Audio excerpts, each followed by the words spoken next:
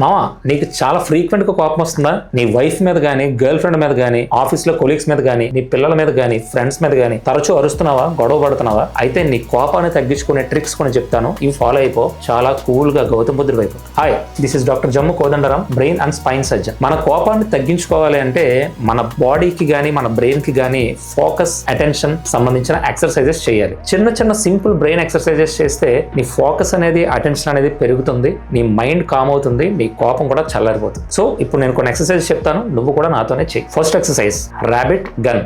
Rabbit gun, rabbit gun, rabbit gun.